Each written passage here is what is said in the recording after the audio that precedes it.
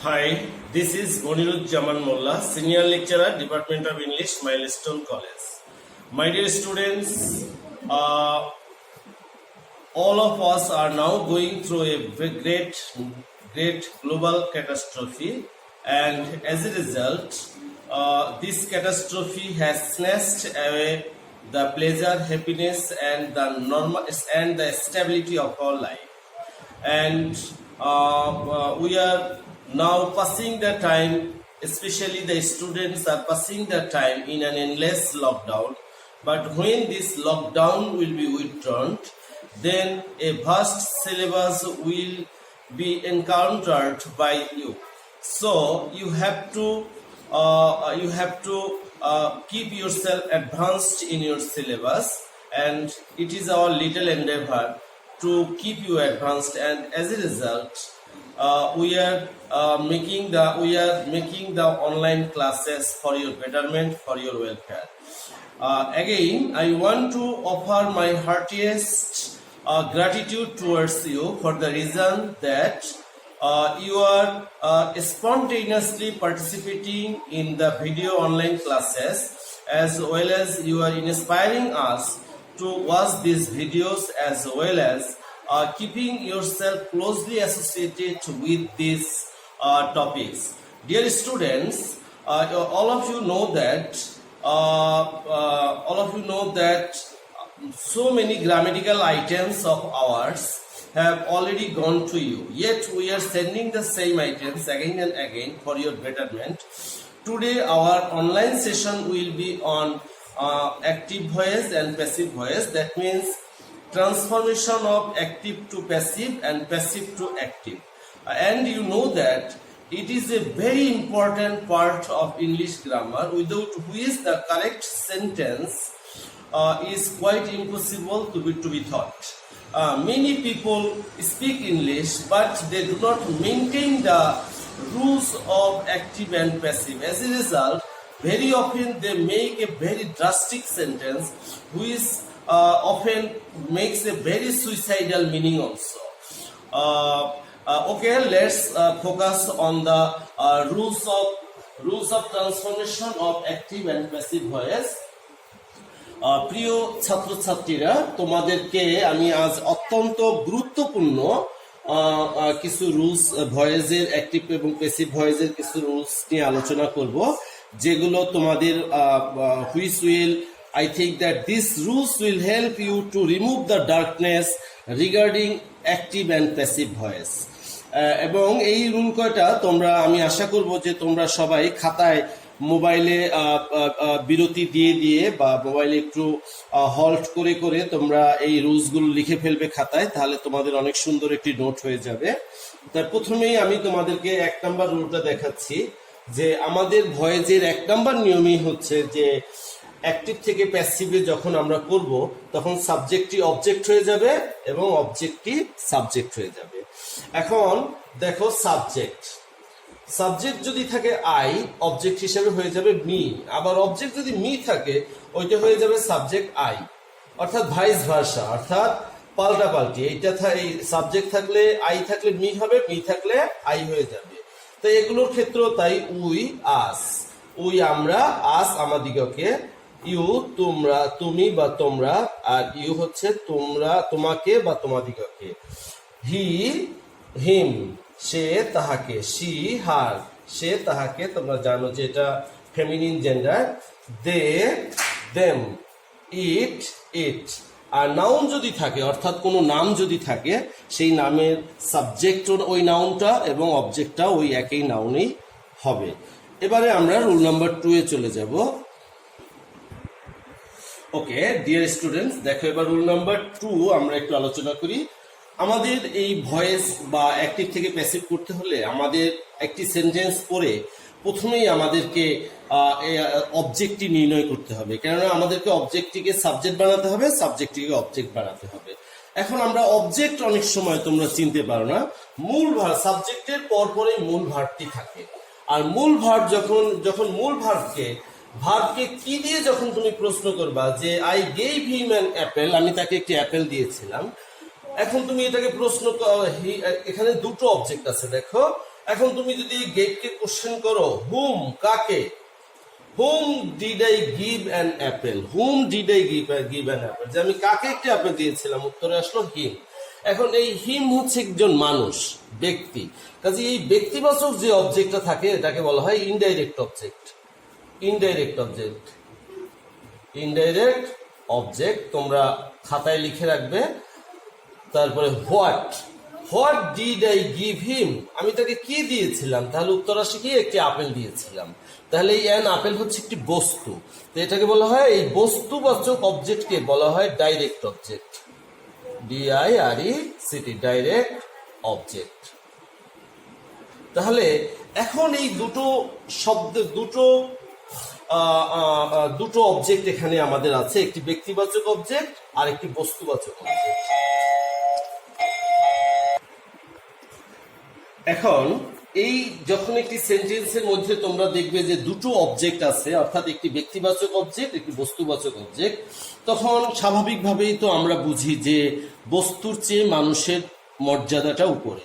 সেক্ষেত্রে আমরা মানুষকে অবজেক্ট মানে সাবজেক্ট করে ফেলবো, অর্থাৎ এই হিমকে আমরা যদি অবজেক্ট হিসেবে গ্রহণ করি তাহলে হিমের সাবজেক্টটা কি, হি। এখন আমরা এটা হি ওয়াজ, এটা পাস্ট ইনডিফিনিট টেন্স, এর জন্য ওয়াজ ওয়্যার হবে। যেহেতু V2 যদি থাকে সাবজেক্ট প্লাস ডিড, অথবা V2 যদি থাকে V2 অর্থাৎ ভার্বের পাস্ট ফর্ম, তাহলে তোমরা ওয়াজ ওয়্যার ব্যবহার করবে। এখন হি এর সাথে অ্যাপ্রোপ্রিয়েট হচ্ছে ওয়াজ এবং ওয়্যার এর মধ্যে অ্যাপ্রোপ্রিয়েট হচ্ছে ওয়াজ। হি ওয়াজ।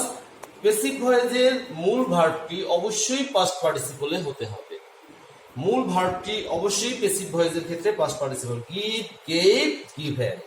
হি ওয়াজ গিভেন অ্যান অ্যাপেল, আমি এইটুকু মুছে দিচ্ছি। He was given an apple by, I এর অবজেক্ট কি, মি, বাই মি। এখন তোমরা এই যে আমরা এই দুটো অবজেক্টের মধ্যে আমরা ব্যক্তিবাচক অবজেক্টকে বেশি প্রাধান্য দিয়েছি, কিন্তু কেউ যদি তোমরা মনে করো যে আমি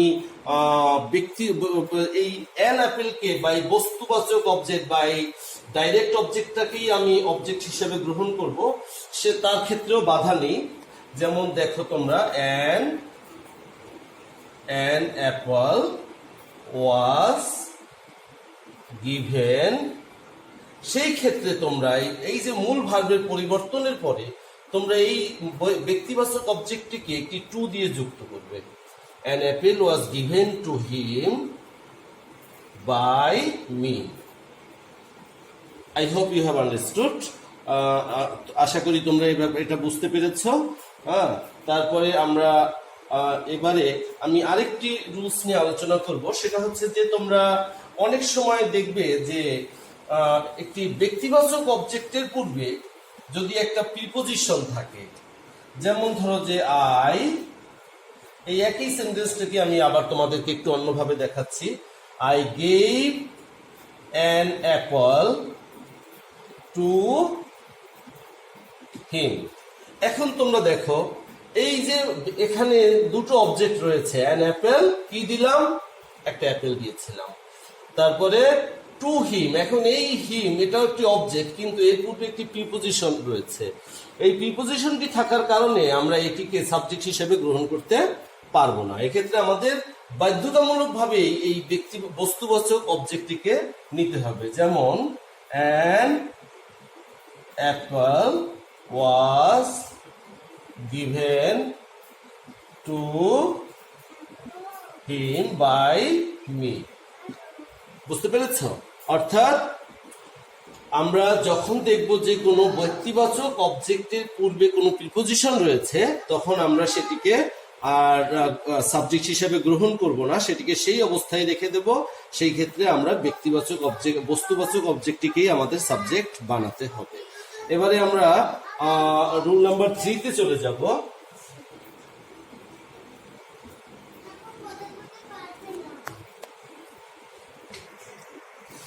প্যাসিভ ভয়েসের মূল ভার্বটি অবশ্যই পাস্ট পার্টিসিপল হয়। এই কথাটা তোমরা একদম স্বতঃসিদ্ধভাবে মনে রাখবা যে it is a very universal truth, যে এটা অত্যন্ত একটা চিরন্তন সত্য কথা, যে প্যাসিভ ভয়েসে মূল ভার্বটি অবশ্যই পাস্ট পার্টিসিপলে আমাদের কনভার্ট করতে হবে।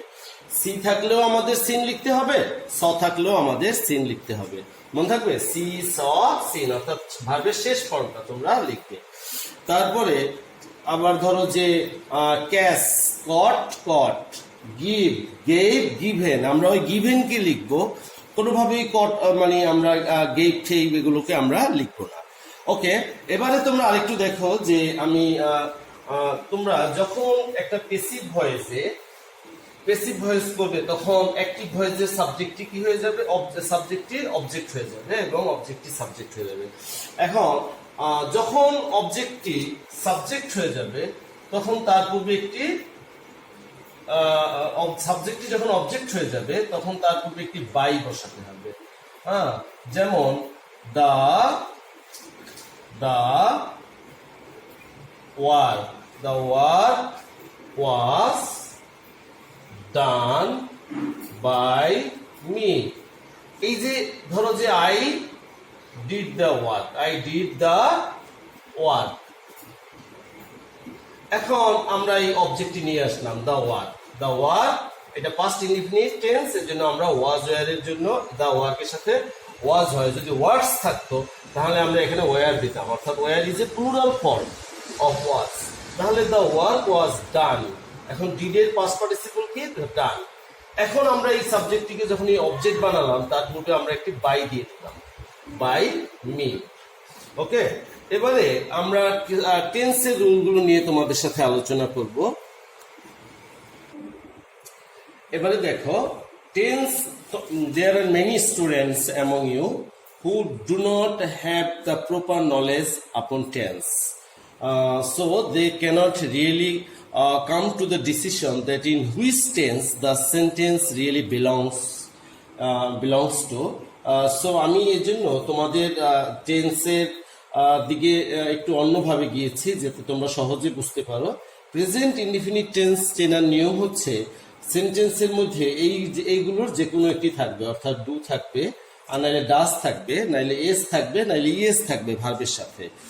তাহলে তোমরা বুঝে ফেলবে যে এটি একটি প্রেজেন্ট ইনডিফিনিট টেন্স। আর যখনই বুঝে ফেলবে যে এটি একটি প্রেজেন্ট ইনডিফিনিট টেন্স তখন তোমরা এই অক্সিলারি ভার্বগুলো ব্যবহার করবে, এম, ইজ, আর। আর মূল ভার্বটি তো পাস্ট পার্টিসিপল হয়, এটা একেবারে ইউনিভার্সাল ট্রুথের মতো তোমাদেরকে আমি মনে রাখতে বলেছি।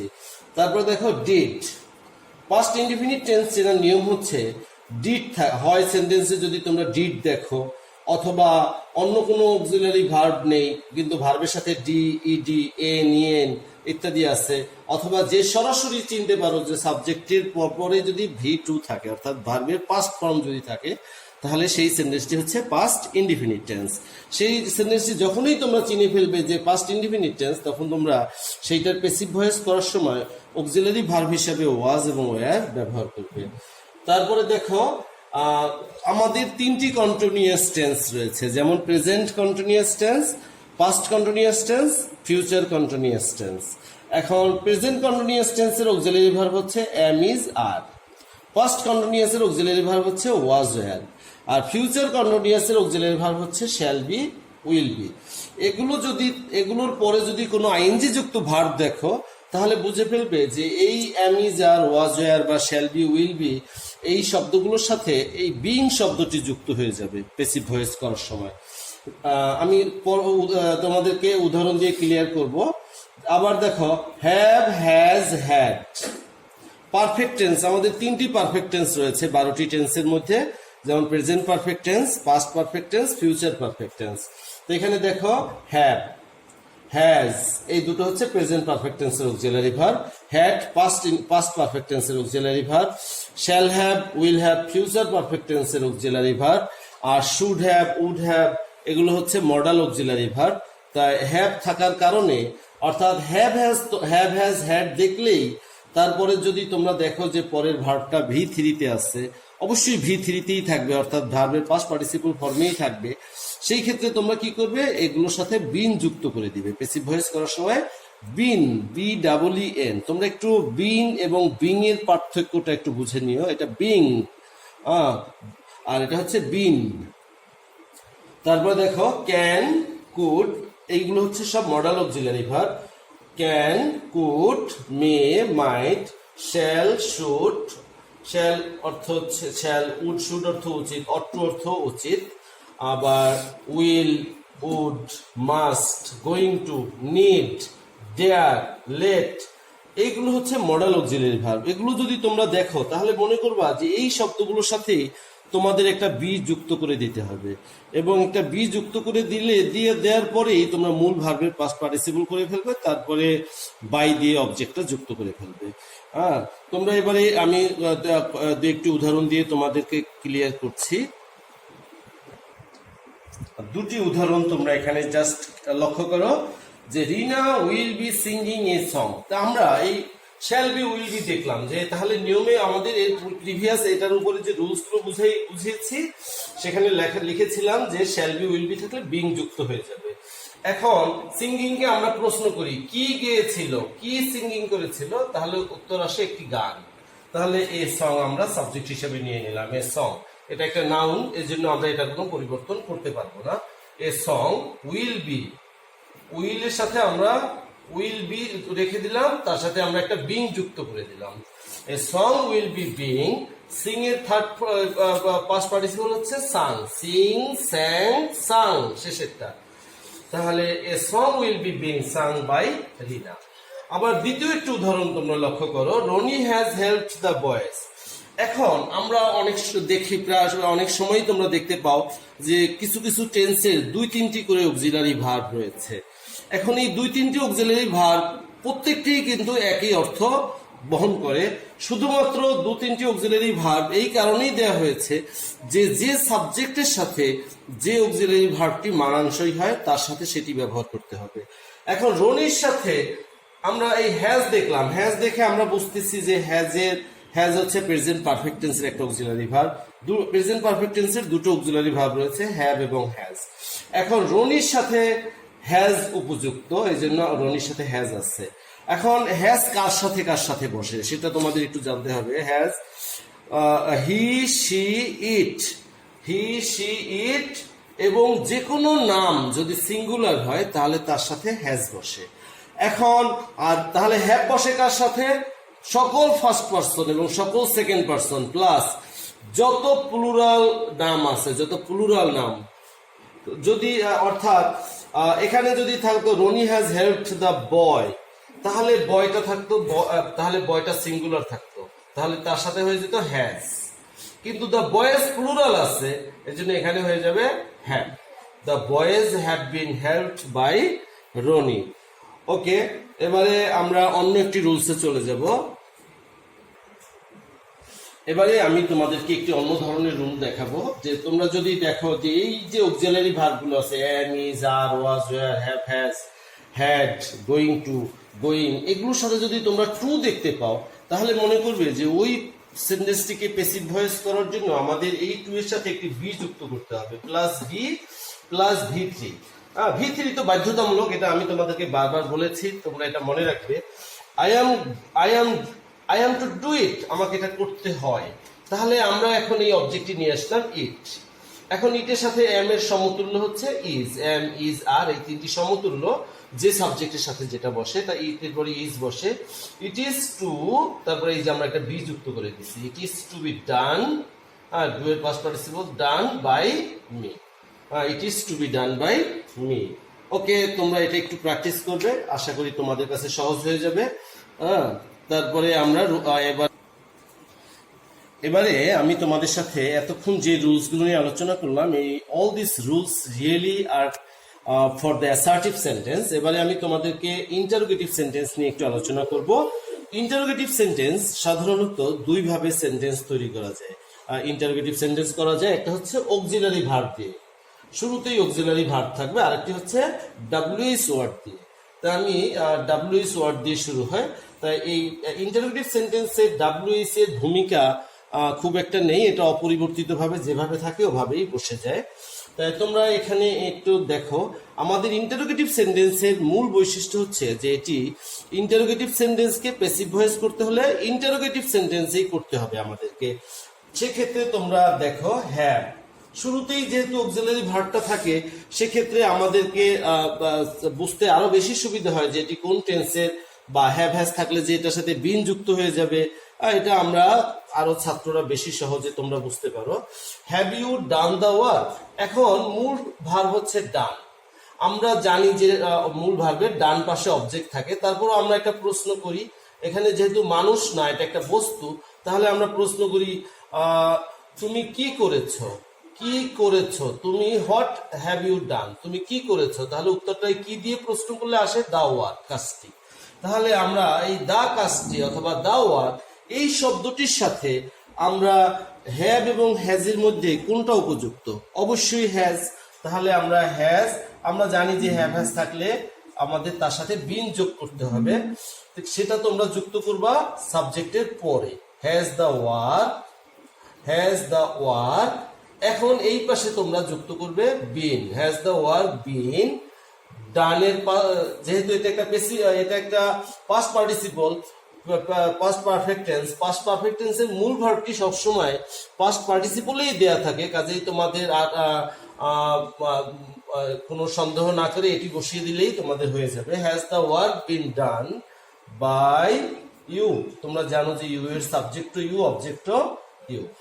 এখন আমি এবারে একটি ডাব্লিউএস কোশ্চেন, এই একই সেন্টেন্সের পূর্বে আমি শুধু একটি হোয়েন যুক্ত করে দিয়েছি।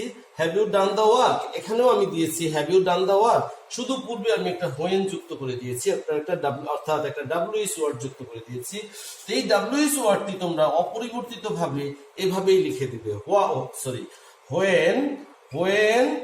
এখন এটা আবার এই হোয়েনের ডাব্লিউএস এর পরপরই অক্সিলারি ভার্ব দিয়ে দিতে হয়। তা হোয়েন, এই আমরা যেহেতু ওয়ার্ক আনবো, তাহলে তার পূর্বে অক্সিলারি ভার্ব হবে has. When has the work been done by you? When has the work been done by you?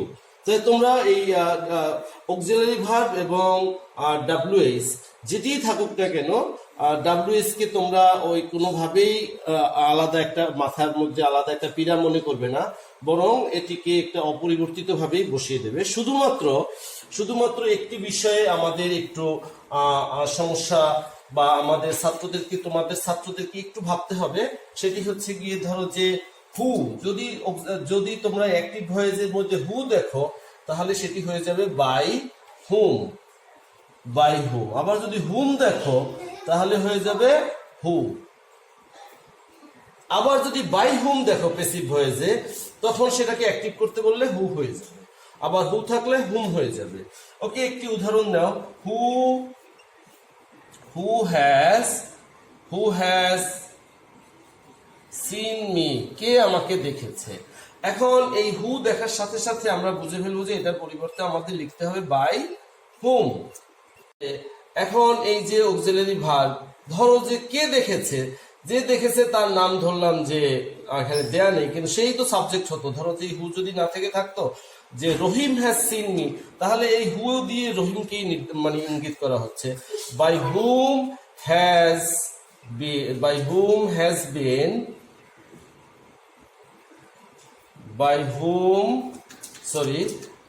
এখানে by whom have you me এর সাবজেক্ট কি I, by whom have I seen, আমি কার দ্বারা দেখিত হইয়াছি, অর্থাৎ কে আমাকে দেখেছে। কে, এটা হচ্ছে কে আমাকে দেখেছে, সেটাকেই আমরা প্যাসিভ ভয়েসের অর্থে দাঁড়াচ্ছে কি, কার দ্বারা আমি দেখিত হইয়াছি। ওকে, এবারে তাহলে ইন্টারোগেটিভ সেন্টেন্স তোমরা আশা করি বুঝতে পেরেছো। এবারে আমরা সেন্টেন্সে চলে যাব। ইম্পারেটিভ সেন্টেন্সের ডেফিনিশন বা সংজ্ঞা হচ্ছে যে সেন্টেন্সে আদেশ, উপদেশ, অনুরোধ, নিষেধ ইত্যাদি প্রকাশ পায়, তাকে ইম্পারেটিভ সেন্টেন্স বলে। যেমন এই সেন্টেন্সগুলো সাধারণত শুরু হয় প্রিন্সিপাল ভার্ব দিয়ে। যেমন ধরো যে ওপেন দ্য উইন্ডো, সরাসরি ভার্ব দ্বারা শুরু হয়েছে, ওপেন দ্য উইন্ডো। আবার ডু নট দিয়ে শুরু হয়, যেমন do not open the window. অথবা ডোন্ট দিয়ে শুরু হয়, don't open the window. Do not আর ডোন্ট সেম, শুধু সংক্ষিপ্ত ভার্সন ডোন্ট, আর ডু নট পরিপূর্ণ ভার্সন।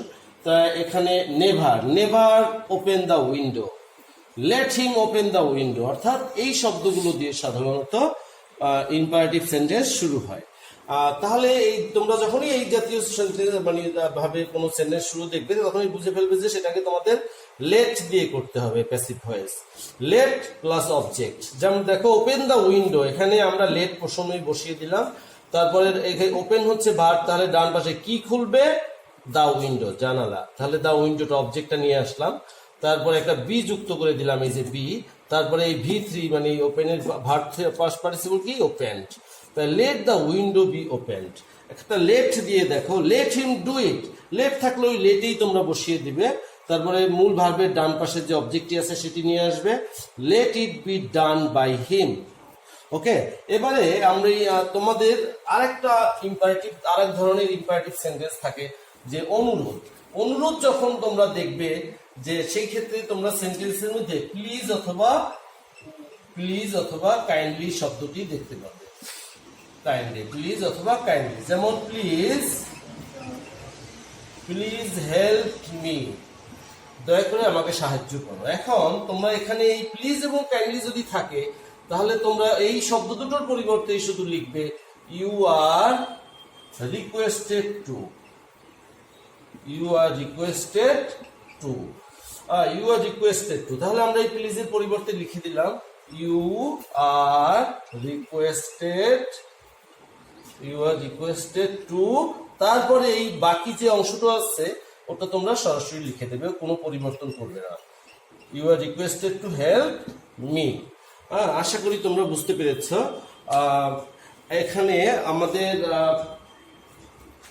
সবগুলো রুলসে আমরা এখানে আলোচনা করেছি, তবে আমাদের this rules are not the all rules, এরপরেও আমাদের কিছু ব্যতিক্রমী রুলস রয়েছে, but for the shortage of time it has not been possible for us or for me to discuss all the things, but when the lockdown will be withdrawn or when I shall get another class, then I shall discuss about the exceptional rules which usually you will encounter or which usually you may face sometimes.